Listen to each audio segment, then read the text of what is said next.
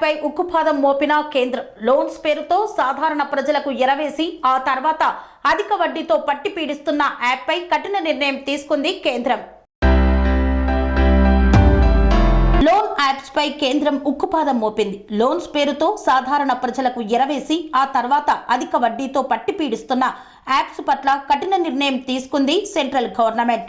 Loans చెల్లించాలని వేధింపులకు గురి చేస్తూ వారి ప్రాణాలు పోయేందుకు కారణమవుతున్న నకిలీ లోన్ యాప్స్ పై బ్యాన్ విధించింది.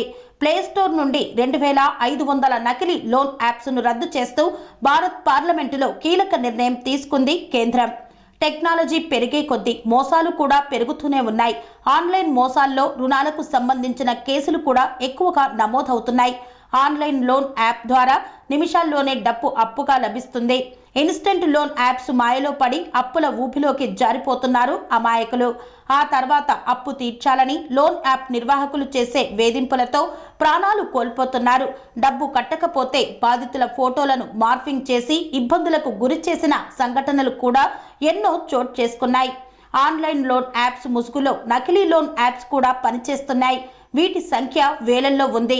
ఇవి రుణం కోసం అప్లై చేసుకున్న వ్యక్తి డబ్బును, వ్యక్తిగత సమాచారాన్ని కూడా దొంగలిస్తున్నారు. తిరిగి రుణగ్రస్తుడిని బ్లాక్మెయిల్ చేస్తున్నారు. నకిలీ లోన్ యాప్ మోసాల కేసులు పెరుగుతుండటంతో అలాంటి యాప్లపై భారత ప్రభుత్వం కఠిన చర్యలకు దిగింది. ప్రభుత్వ ఆదేశంతో గూగుల్ తన ప్లే స్టోర్ నుండి 2500 యాప్లను తొలగించింది.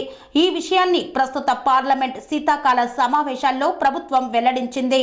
తన ప్లే స్టోర్ నుండి 2500కు పైగా మోసపూరిత రుణ యాప్లను గూగుల్ తొలగించిందని ఆర్థిక మంత్రి నిర్మలా సీతారామన్ లోక్సభలో పేర్కొన్నారు. లోక్సభలో ఒక సభ్యుడు అడిగిన ప్రశ్నకు ఆర్థిక మంత్రి లిఖితపూర్వక సమాధానం రూపంలో ఈ సమాచారాన్ని అందించారు. నకిలీ రుణ యాప్లను అడ్డుకునేందుకు రిజర్వ్ బ్యాంక్ ఇతర రెగ్యులేటరీ బాడీలతో కలిపి భారత ప్రభుత్వం నిరంతరం పనిచేస్తుందని ఆర్థిక మంత్రి సీతారామన్ చెప్పారు. లోన్ యాప్స్ ను నిరంతరం పర్యవేక్షిస్తున్నామని ఆమె వెల్లడించారు. కేంద్ర ఆర్థిక మంత్రి చెప్పిన ప్రకారం రిజర్వ్ బ్యాంకు ఒక లీగల్ యాప్ల వైట్ లిస్టును సిద్ధం చేసింది. ఎలక్ట్రానిక్స్ అండ్ ఇన్ఫర్మేషన్ టెక్నాలజీ మంత్రిత్వ శాఖ ఆ జాబితాను గూగుల్కు పంపింది. ఆర్బీఐ తయారు చేసిన వైట్ లిస్ట్ ఆధారంగా మాత్రమే గూగుల్ తన యాప్ స్టోర్లో రుణ పంపిణీ యాప్లను ఆమోదిస్తుంది.